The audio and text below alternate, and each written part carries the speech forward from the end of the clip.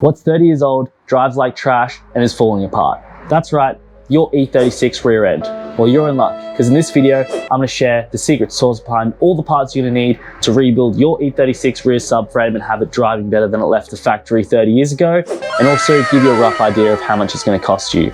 Let's get into it. Now, you've probably heard the words E46 and subframe cracking in the same sentence and thought, thank God I didn't buy an E46, otherwise I have to deal with those pesky subframe cracks. Well, wrong. E36s are also prone to subframe cracking. This is specifically as well if you're drifting or taking the car to a track, so it's definitely something you want to address before you'll have the rear end hanging out of your E36. Side note, I do know that it's not the actual subframe that cracks. Before you keyboard warriors go in the comments, it's actually the rear axle carrier. I'm well aware of that. I'll just be using them interchangeably just because that's how everyone refers to them as. Now, without the E36 drift car, the rear end's basically as loose as an M54 B30 oil pump nut. So it's much needed and will definitely help us a little bit better when we're drifting to have a much more firm rear end. Now, to get the best street track orientated setup, we've consulted none other than the best CMP Auto Engineering. Their knowledge on the E36, E46 platform is pretty much second to none. If you do want to know more about the technicalities behind subframe cracking and all that jazz, I would implore you to go check out their tech article. I will leave a link to it down below. So the first part that you're going to need is some subframe bushings. We have gone with some CMP Auto Engineering solid aluminium subframe bushings. As the name suggests, they are solid, not going to flex like the stock rubber ones, which basically means that your subframe, which is this guy here, is going to remain solid in relation to the body. It's not going to move around and cause your suspension to have unnecessary movement. So these bushings were kindly provided by CMP, so special thanks to them. Make sure you guys check them out. I'll leave a link down below.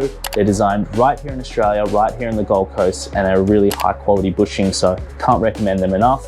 I've actually also managed to get an exclusive discount code for viewers, so make sure you use code JPBuilds on checkout to get 10% off. Now, to limit the noise, vibration, and hardness of the car, CMP has recommended that we go with stock OEM rubber differential bushings. So those are these guys here. They'll basically give us a good combination of a firm setup that's also not too bad to drive on the street. Now, picture this, you're on the racetrack with the E36, you're squeezing all 96 horsepower out of your M50, all of a sudden you hear a loud bang, your differential starts flopping about.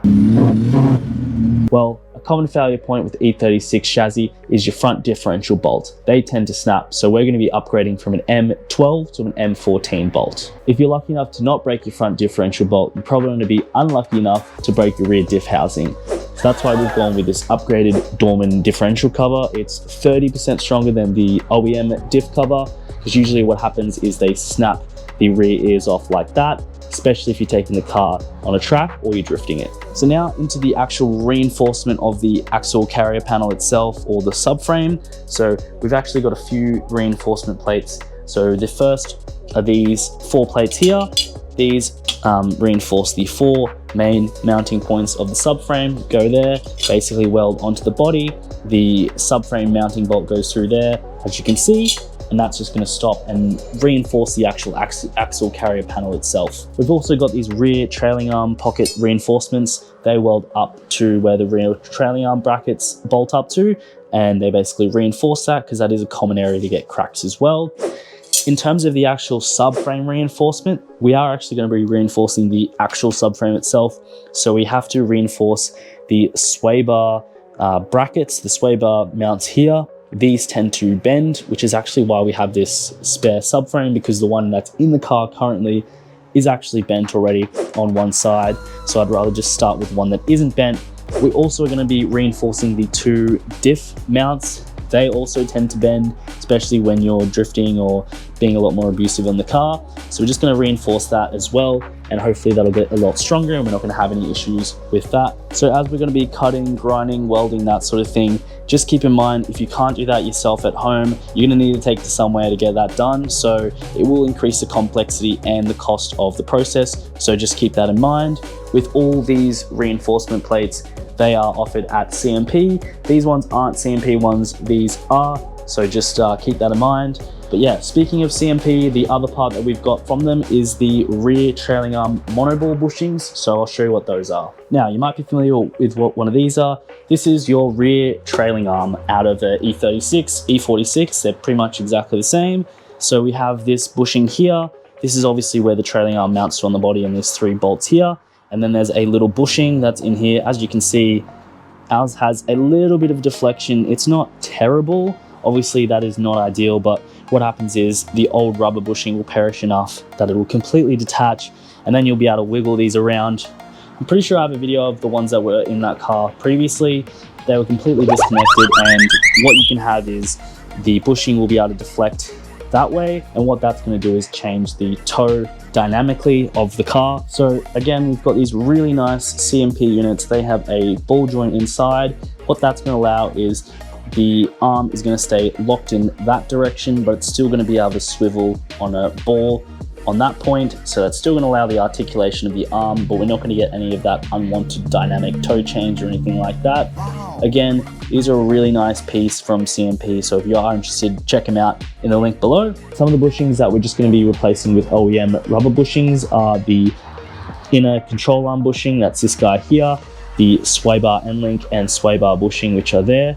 We're also going to be replacing the trailing arm ball joints, so the ball joint goes in here. The stock one down here is actually a rubber bushing. We're actually just going to be replacing that with a ball joint, so it's a little bit firmer, and that's more like what the M3 has, because it's got one in the top and one in the bottom. We're also going to be replacing the lower control arms, so those are these guys here. Make sure if you do get these, you don't cheap out, get one that has a ball joint, not a rubber bushing on this end. This will allow us to run closer to 0 degrees camber. We currently have about 2 degrees or negative 2 degrees of camber, and that is wearing the inside edge of our tires a lot quicker on the track. So hopefully that'll allow us to go through less tires with the drifting. Now, you might be thinking, wow, JP, that's a lot of parts. How much is it all gonna cost me? Well, in kangaroo dollars, that came to a total of $1,825, which consists of subframe reinforcement plates, $49. Rear trailing arm pocket reinforcement, $39. Sway bar mount reinforcement plates, $29. Sway bar bushing, $12. Sway bar end link, $38. Dorman diff cover, $330. Front differential bushing, $33.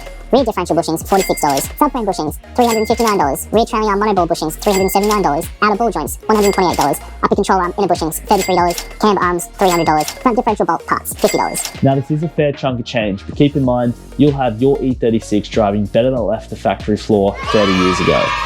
Let me know what you guys think in the comments, and while you're there, don't forget to chuck the like, chuck the sub. Highly appreciated, because you don't want to miss us tearing into the car in the next video. We'll see you then. Peace.